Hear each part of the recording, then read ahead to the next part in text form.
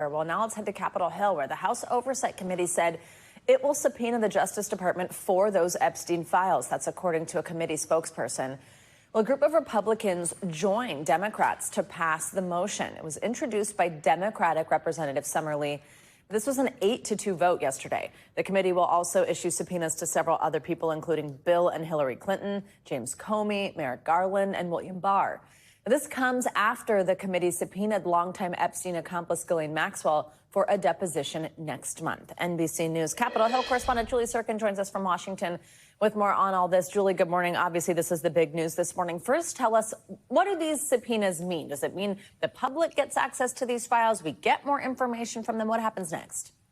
Not so fast, but this is a significant step, Savannah, and good morning to you, forward in the House Democrats' efforts to try and push this story along. But Republicans are definitely helping them out. You mentioned some of them voted on that panel to advance these subpoenas, in part because Republicans did try to soften the blow of forcing the administration's hand, essentially crossing the president here, by including the names of other officials that are red meat to the base, like Hillary and Bill Clinton, like William Barr, like Loretta Lynch. All of these officials and individuals that the public has probably not heard of from years in any kind of official capacity, people that haven't been in power for a long time, but certainly people that the Trump base continues to want to spread theories about. And so Summerlee, a Democrat from Pennsylvania, offered a motion to subpoena these files from the Department of Justice. They would be unredacted. Congress would have them in full. And it really depends on when James Comer, the top Republican on that panel, signs off on the subpoena. But again, he signed off on the subpoena to Ghislaine Maxwell pretty quickly. So the Democrats expect the same here.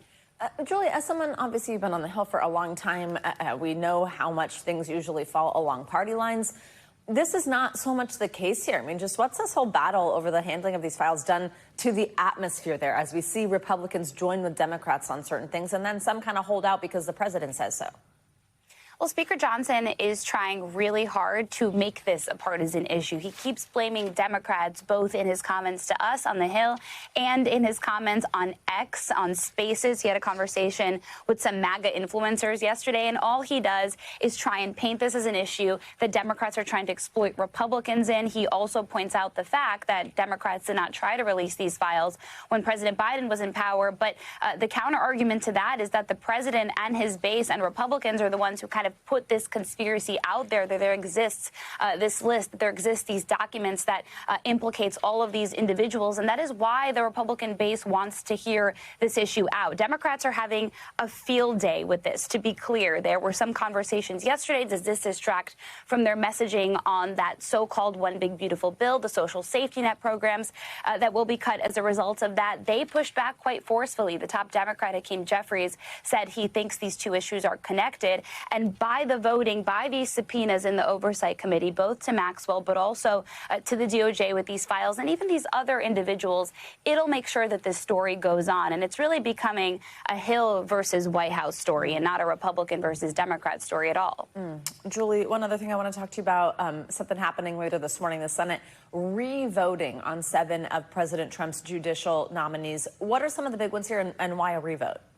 Jeanine Pirro is one of them. Remember, she's somebody who the president nominated to be a top attorney here in D.C. That's when another nominee was struck out because he didn't have the votes. But she's not really the top story here, and that's because the reason for this delay is because you'll remember last week, Senator Cory Booker surprised pretty much everybody when he stopped a committee hearing that was considering some controversial nominees, most particularly somebody named Emil Bovee, who has a long list, a long background. The Democrats say is problematic. There was a whistleblower who alleged that he is somebody in his personal capacity as a lawyer to the president, and later on, of course, as a counselor in this administration, tried to tell the administration they can defy court orders.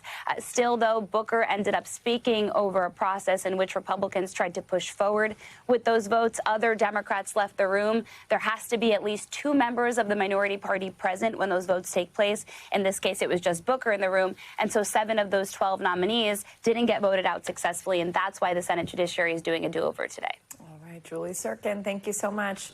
We thank you for watching, and remember, stay updated on breaking news and top stories on the NBC News app or watch live on our YouTube channel.